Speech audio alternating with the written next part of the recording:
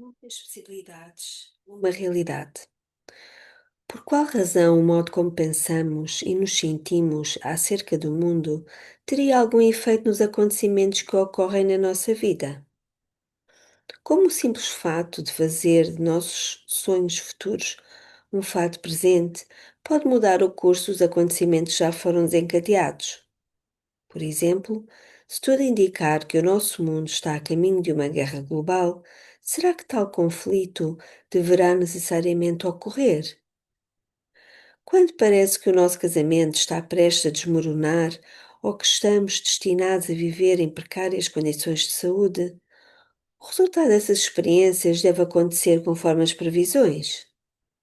Ou existe algum outro fator, quase nunca levado em conta, que possa de facto exercer grande influência sobre o modo como experimentamos coisas que já começaram a acontecer?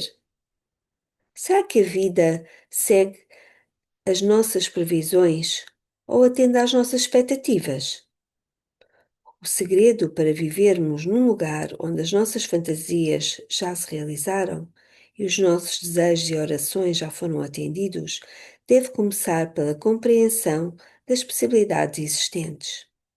E para fazer isso, precisamos voltar brevemente à descoberta central que a física quântica faz acerca do nosso mundo. A física quântica foi tremendamente bem-sucedida ao descrever o comportamento das coisas menores que o átomo, tão bem-sucedida, de fato, que um conjunto de regras foi criado para descrever o que podemos esperar que aconteça nesse minúsculo mundo invisível. Conquanto as regras sejam poucas e simples, elas também podem parecer estranhas quando descrevem o que as partículas fazem na escala subatômica.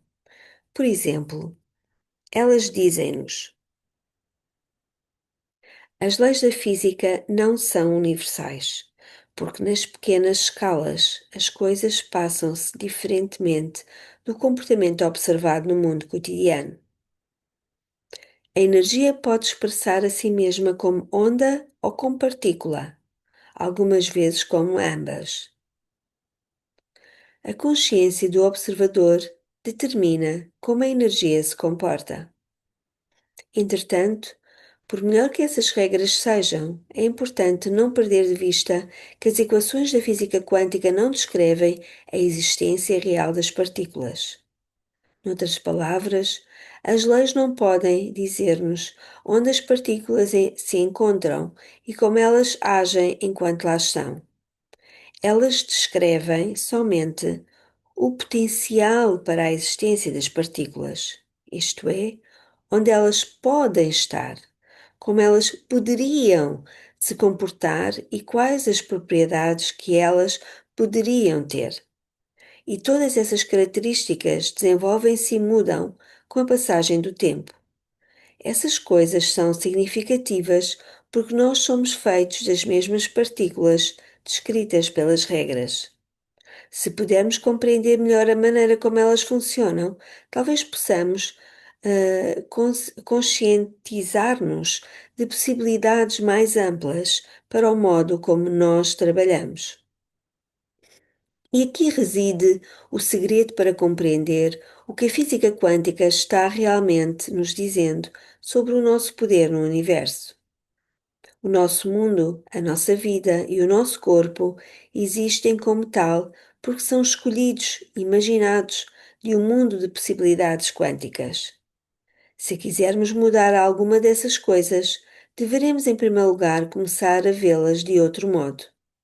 E para fazer isso, precisamos selecioná-las de uma sopa de muitas possibilidades. Aparentemente, no nosso mundo, somente um desses potenciais quânticos pode tornar-se o que experimentamos como nossa realidade. Na visão do meu instrutor de karatê, por exemplo, ele pôde-se observar em determinado momento fixado ao colchão, e ele estava realmente fixado. Ninguém foi capaz de movê-lo. O que determina qual das muitas possibilidades se torna realidade parece ser a consciência e o ato da observação. Noutras palavras, o objeto da nossa atenção torna-se realidade no nosso mundo. Essa é a área onde o próprio Einstein fez face a um problema com a teoria quântica, chegando a afirmar: penso que deve existir uma partícula com uma realidade separada, independente das medições. Nesse contexto, as medições são equivalentes ao observador, ou seja, nós. Princípio 7. O foco da consciência torna-se a realidade do nosso mundo. Sem sombra de dúvida, o nosso papel no universo ocupa o centro da questão do porquê o mundo quântico funciona da maneira como parece funcionar. Essa é precisamente a razão porque é importante primeiro compreender o objeto das observações científicas, de tal modo que possamos saber como aplicar tais observações na nossa vida.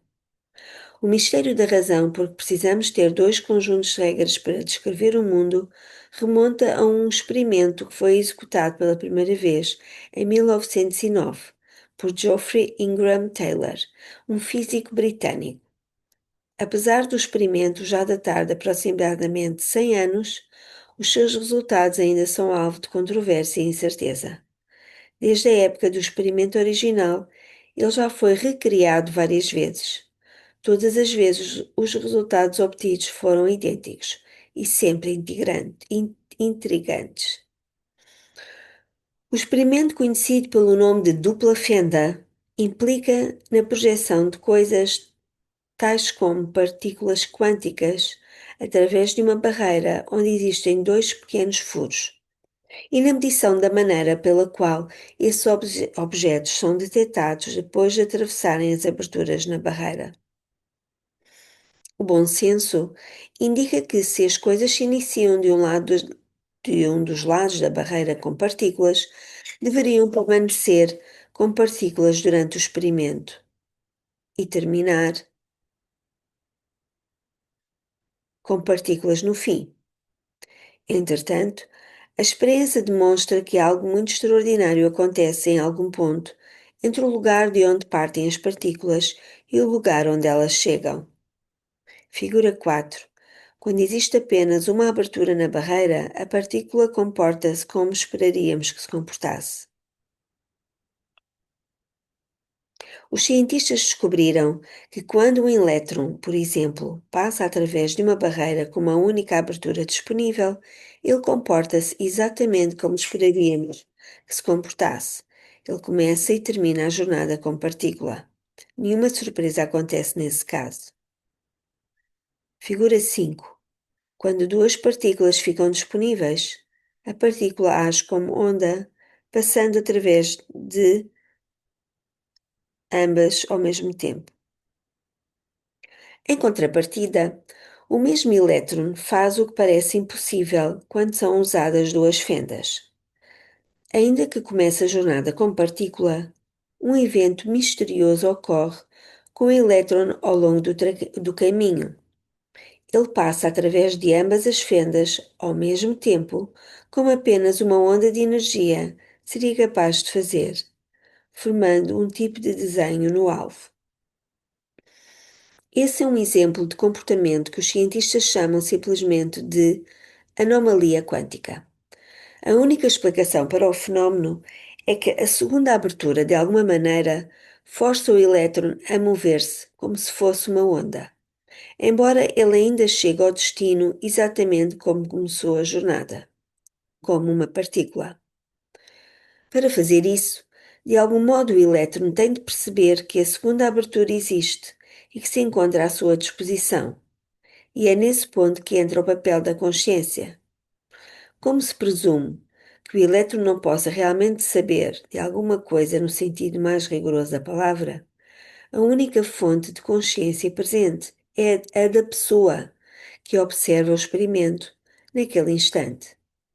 O que se pode concluir, a essa altura, é que o conhecimento de que o eletrão conta com dois caminhos à sua disposição está na mente do observador, e é o ato consciente de observar que determina o seu percurso. O que se pode concluir desse experimento é que, algumas vezes, os elétrons comportam-se exatamente como seria de se esperar. Quando o fazem, as regras para o nosso mundo diário onde tudo é individualizado e separado, aparentemente podem ser aplicadas. Entretanto, nas outras vezes, os elétrons nos surpreendem e procedem como ondas. Quando isso ocorre, os elétrons existem regras quânticas para explicar o seu comportamento. Temos então a oportunidade de ver o nosso mundo e a nós mesmos de uma nova perspectiva, porque isso significa que somos parte de tudo e que a consciência desempenha um papel-chave no universo. Historicamente, os cientistas seguem duas teorias principais para explicar os resultados do experimento de duas fendas. Cada uma das duas teorias tem os seus pontos fortes e apresenta alguns aspectos que fazem mais sentido do que a outra explicação.